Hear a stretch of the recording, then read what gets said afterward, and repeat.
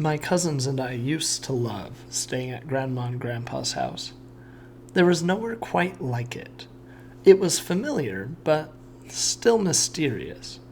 We knew that Grandma and Grandpa were once young, but we had never known them as such, and so it felt as though we never fully knew them.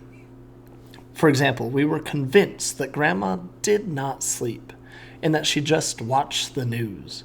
We, of course, knew that Grandpa slept. We could always hear that.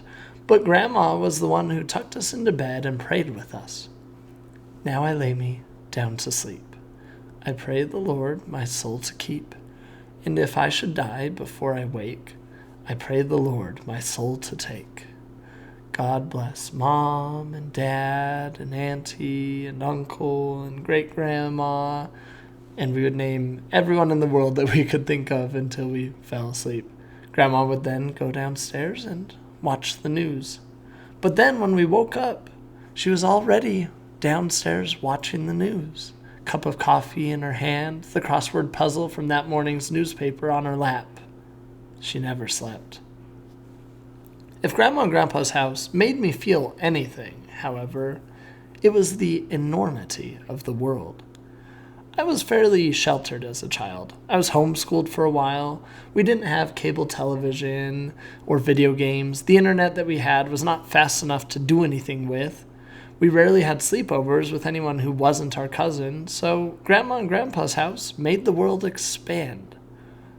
For example, their house was basically Blockbuster.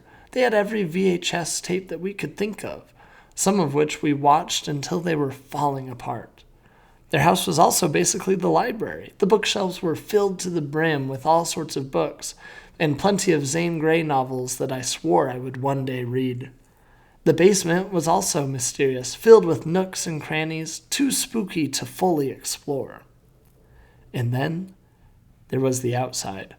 Our grandparents lived in a condominium that was built like an old British neighborhood called Barrington Park, and it was delightful. It felt huge, and there was always something to do as long as the cousins were around.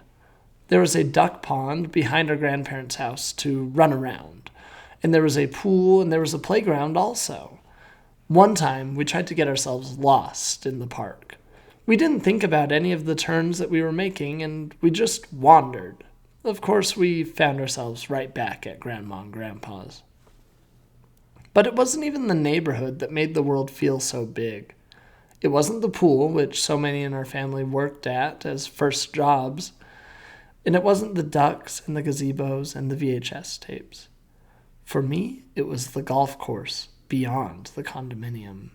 What secrets did it hold? My cousin Sean and I used to dream about what could possibly be beyond that fence line.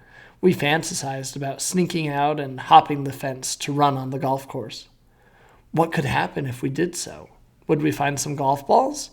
Our grandparents had amassed quite the collection over the years. Could we get into trouble? Surely there was golf course security, making sure that kids like us weren't trespassing. And then as we got older, the fantasy changed. Maybe there's a group of girls out there right now, sneaking onto the golf course, doing the same thing. We never got up the courage to jump that fence, though. There was a certain comfort that Grandma and Grandpa's house afforded. It protected us from the outside world, and it still does today. It is a different house now, without Grandpa in it. He died there a few years ago. But it has never stopped being safe. In fact, that house that once made the world feel so big is now amazing at making it feel a bit more small.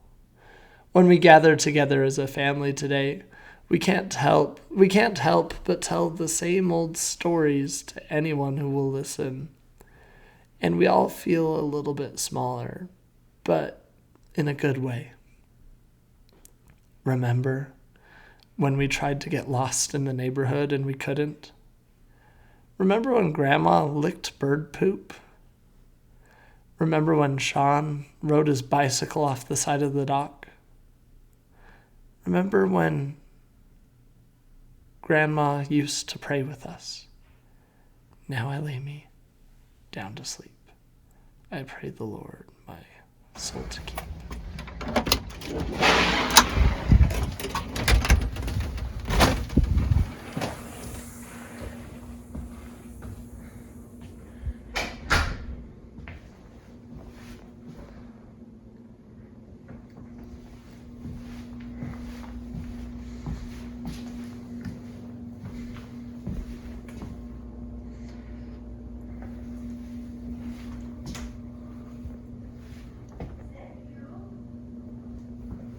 Yeah. No, it was pretty fast.